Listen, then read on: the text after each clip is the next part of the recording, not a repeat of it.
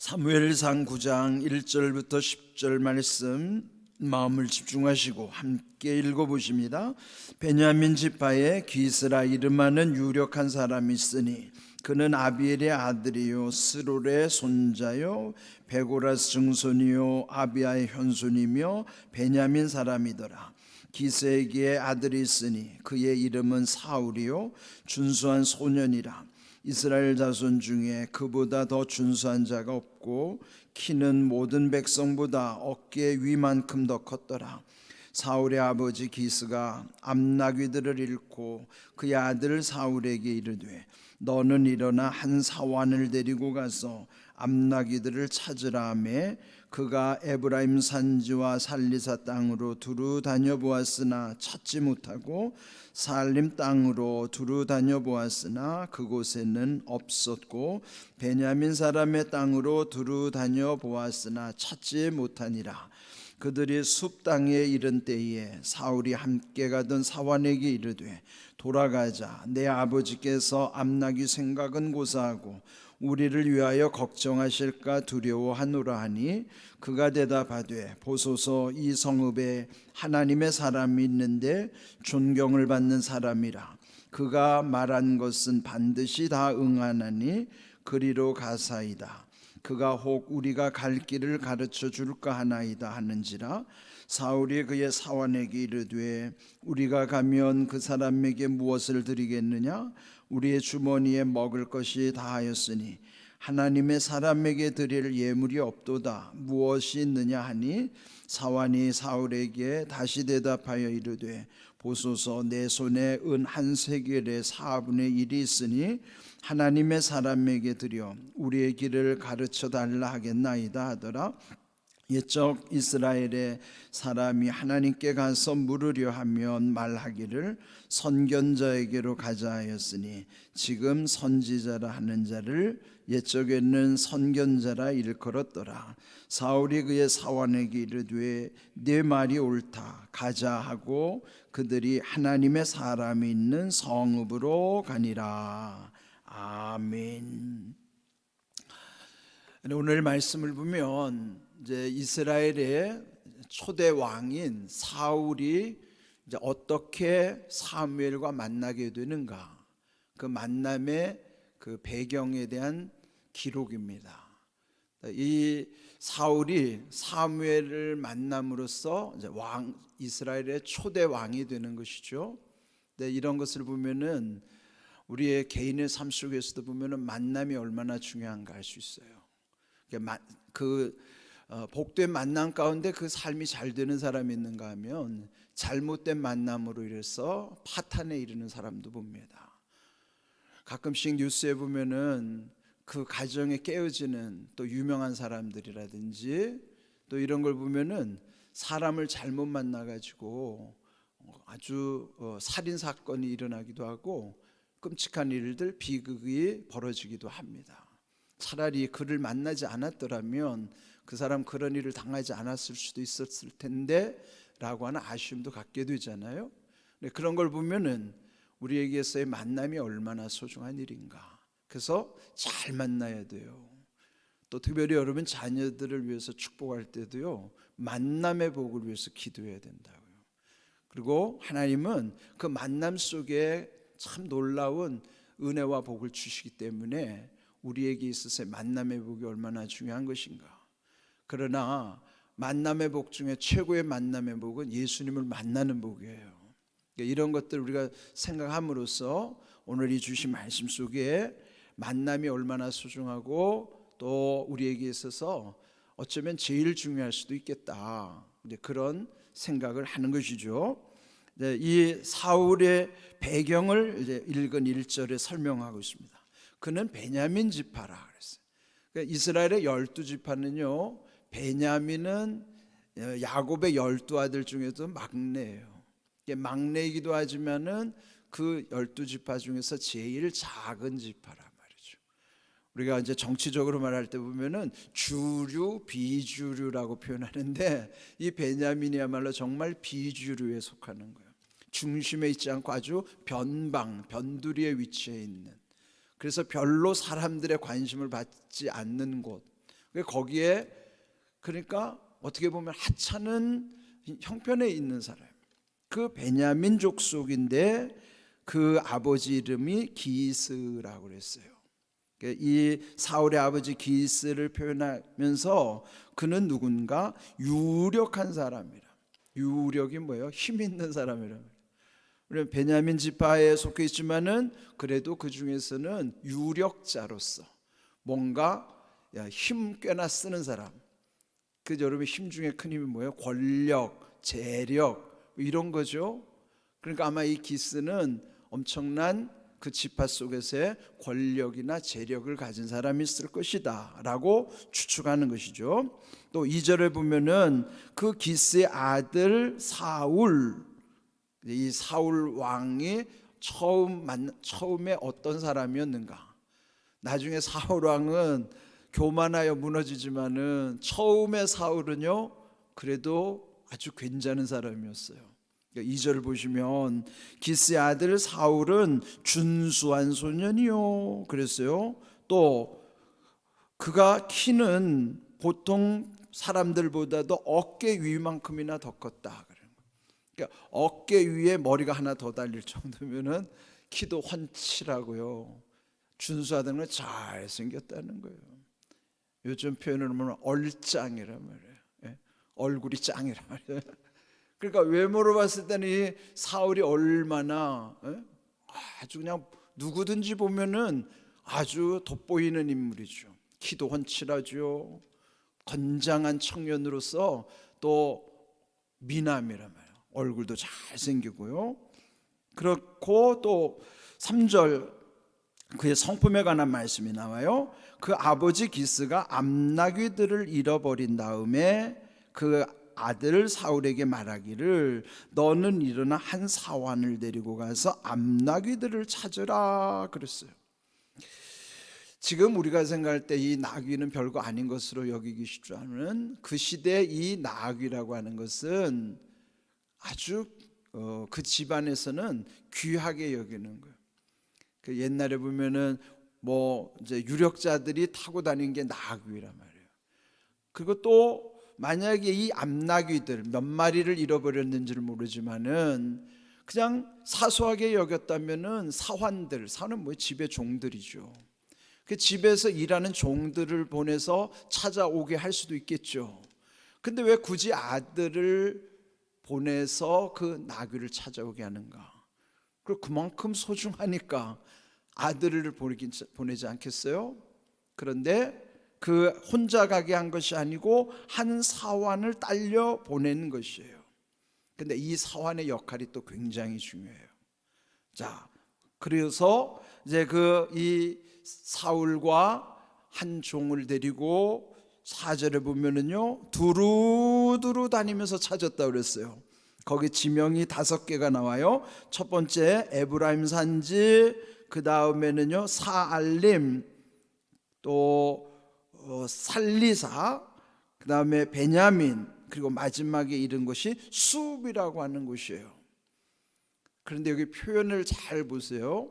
그런 곳에 두루두루 다녔는데 에브라임 산지와 살리사 땅으로 두루 다녀보았으나 찾지 못하고. 자, 이 말 여기 계속 반복되는 말이 뭐냐면 두루 다녀보았으나 찾지 못하고, 그 다음 사알림 땅에 갔을 때도 두루 다녀보았으나 그곳에는 없었고, 그 다음 베냐민 땅으로 가서 두루 다녀보았으나 찾지 못하였느니라. 두루두루 찾아보는데 거기에서 찾아보았으나 찾지 못하고 없었고 결국은 찾지 못하였더라 그런 거예요. 이게 뭐예요? 우리 인생의 모습입니다. 우리가 찾고자 하는 것들을 여기 있을까 저기 있을까 거기 있을까 여기 있을까 여기저기 거기 여기를 다 두루두루 다녀도요 찾고자 하는 게 없어요.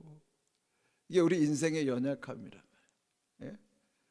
우리가 찾고자 하는 게 사방을 뒤지고 찾아도 없어요. 이게 우리의 연약함이죠. 자, 그런데 5절 마침내 5번째 숲 땅에 이르렀을 때 사울이 함께 가던 사환에게 말하는 거예요. 돌아가자. 내 아버지께서 암나기 생각은 고사하고 우리를 위하여 걱정하실까 두려워하노라. 여기서 또한 사울의 성품을 보는 거예요. 사울이 여기 아마 이렇게 5곳을 두루두루 다니면은 몇 날 며칠을 헤맸을 거예요. 그런데 이제는 아버지 생각을 하는 거예요. 이게 뭐 나귀 찾으러 다니다가 아버지가 이거 우리 기다리다가 혹시라도 우리들 때문에 염려 걱정 근심으로 인하여 더 힘들어 하실지 모른다. 그렇다면 여러분, 아버지를 생각할 정도면은 이 사울은 어떤 사람이라는 거예요? 효자라는 거예요. 예? 아버지 생각할 정도로 효자예요, 효자. 그러면 우리가 앞에서 본 대로 인물 잘생겼어요, 성품 좋아요, 그 뭐 나무를 게 뭐 있겠어요. 정말 부러운 사람이라고 누가 봐도. 근데 문제는요, 그 다음에 나와요. 자, 이렇게 집으로 돌아가자라고 했을 때 6절에 함께 했던 그 사환이 말하는 거예요. 이 성읍이라는 것은 그들이 숲 땅에 이르던 그 성읍이 하나님의 사람이 있다는 것을 들은 거예요. 그러면서 하나님의 사람이 이곳에 있다고 들었는데 그는 존경받는 사람이요, 또 그가 말한 것은 반드시 다 응한다고 들었다는 거예요. 그래서 그리로 가십시다. 혹 우리가 갈 길을 그분이 가르쳐 줄지 모릅니다 라고 하는 거예요. 만약에 이 사환의 말을 무시하고 돌아갈 수도 있었을 거예요. 그런데 사울은 그 사환의 말을 들을 수 있는 거예요. 뭐예요? 경청할 줄 아는 거예요. 남의 말에 물론 귀가 얇은 건 문제지만 정말 중요할 때 들어야 할 말을 듣는 사람은 지혜로운 사람이라고. 그러니까 귀가 얇아서 들은 게 아니고 정말 들어야 할 때 들을 줄 아는 사울. 그럼 지금 앞에서부터 사울을 어떤 사람으로 소개하는 거예요? 인물 잘생겼어요, 효성이 지극해요, 남의 말을 경청할 줄 알아요. 그 지금 이렇게 해서 표현하는 건 뭐예요? 사울의 사람됨이 얼마나 반듯한가. 모든 사람들이 부러워할 정도의 그런 사람이란 말이에요. 그런데 하나 결점이 있었어요. 뭘까요? 사환이 말한 것처럼 하나님의 사람을 마음에 먼저 생각하지 못한 결점이에요. 우리가 두루 찾아다니고 찾지 못하고 없었고 어쩌고 하다 보면 그게 이런 문제가 반복될 때 우리가 생각해야 될 것은 하나님을 향하는 마음이에요. 그 믿음이어야 되는 거예요. 사울은 거기까지 이르지는 못한 거예요. 아무리 세상적인 세속적인 관점에서 봐도 저 사람은 진짜 훌륭한 사람이야. 우리가 흔히 말하는 저 사람은 법 없어도 사는 사람이야. 얼마나 훌륭해. 근데 그 사람의 결점이 뭐냐면 하나님을 모르는 사람이에요. 그러면 그는 아무것도 아닌 거예요. 우리가 보면은 남들이 부러워하는 모든 걸 다 가진 것 같은데도 하나님을 찾지 않는 사람이라면은 이렇게 살 수밖에 없는 거예요. 우리도. 여기서 우리가 생각해야 될 건요, 사울이 이렇게 다 갖춘 것 같아도 지금 마지막에 사환이 하나 툭 찔러주는 거예요. 하나님의 사람에게 찾아갑시다. 그러면 하나님께 갑시다 그런 말이죠. 우리에게 있어서 정말 중요한 건 뭐예요? 우리가 많은 문제들이 있고 결국은 해결할 수 없는데 결국은 하나님께 나와야 되는 거예요. 하나님을 찾아야 되는 거예요. 이게 우리 인생의 연약함 속에서 오늘 여기 말씀 속에서 우리에게 일러주시는 아주 중요한 키워드, 핵심이라고 말이에요. 그러니까 올해 우리 한 해도 이제 여러분 이렇게 여기저기 두루두루 다니면서 찾을 거 아니겠어요? 그때 여러분 헤매이지 마세요. 방황하지 마세요. 먼저 주님이 생각나야 돼요. 하나님께 나와야 된다 말이에요.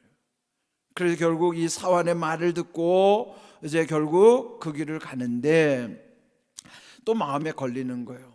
아니 가서 그분에게 우리가 이렇게 하려면 그분께 뭔가를 좀 드려야 할 텐데.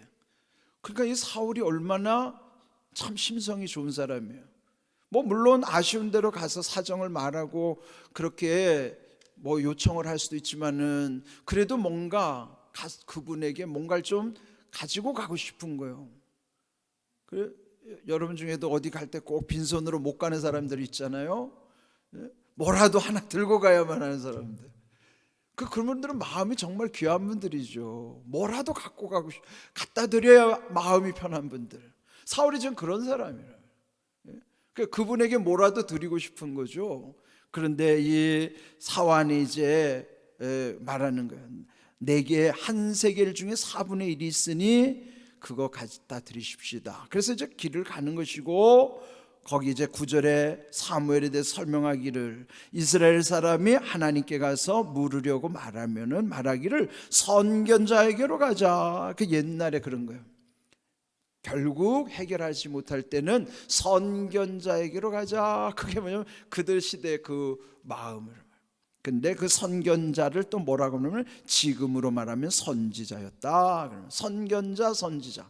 선견은 먼저 보는 것이 선견이고, 선지는 먼저 아는 게 선지예요. 그럼 선견자는 먼저 보는 사람, 선지자는 먼저 아는 사람. 그리고 옛날에는 그런 선견자, 선지자 역할이 굉장히 중요했죠. 주의 종들로서. 근데 오늘날에는 이렇게 다 어디 있어요? 말씀 속에 있어요. 선지, 선견이 말씀이에요. 결국 말씀을 보면은 말씀 속에 먼저 하나님이 우리의 길을 보여주시고 먼저 알게 해주시는 게 그게 선지, 선견이라고요. 사람을 의지하지 마세요. 제가 선지자, 선견자가 아니에요.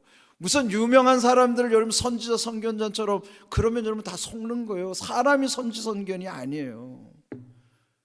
요즘 뭐 조금 유명하면 다 속이려고 하는 사람이, 여러분 요즘 보면 허경영 씨가 뭐 자기가 재림예수라고 막 헛소리를 하고 다니던데, 그런 류의 사람들이 주변에 얼마나 많은지 몰라요.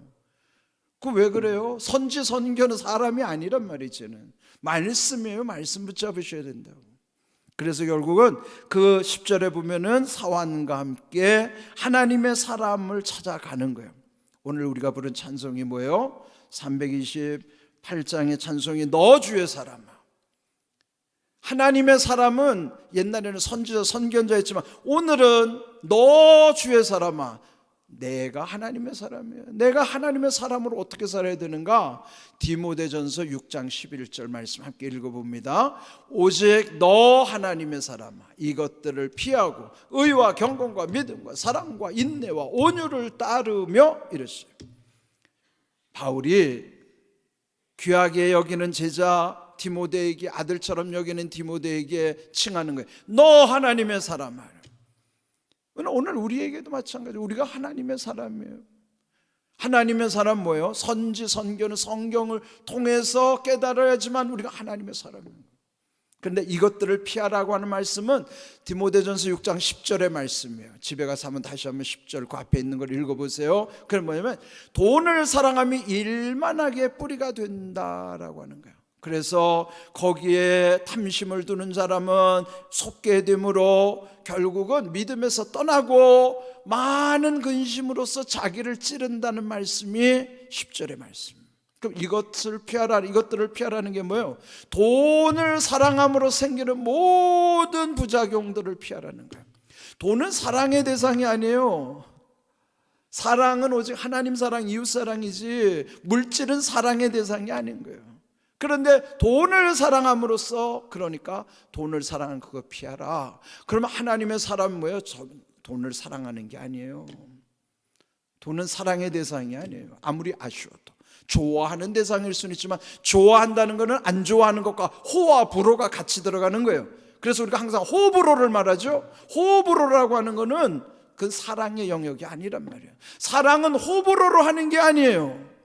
호불호, 좋아하고 안 좋아하고는 그게 사랑의 대상이 아닐 때 물질이나 이런 건 호불호가 같이 붙어가는 거란 말이에요. 그러나 하나님을 사랑하고 이웃 사랑하는 것은 그렇지 않은 거예요. 다시 한번 올려주세요. 여기 11절 말씀에 보면은 하나님의 사람이 뭐냐면 의와 경건, 믿음, 사랑, 인내, 온유로 살아가는 것이 하나님 사람의 모습이라. 오늘 여기서 너 하나님의 사람 말하고 이들이 하나님의 사람을 찾아간 것은 오늘 우리는 성경 속에서 하나님의 사람으로 이렇게 살아야 된다는 것을 기억하십시오. 이런 귀한 은혜를 마음에 새기고 우리 2024년도 하나님의 사람들로서의 거룩함의 능력이 세상을 이기고 죄를 이기고 모든 것을 하나님의 은혜 가운데 열어주시는 귀한 일이 우리 가운데 있기를 주님의 이름으로 축복합니다. 아멘.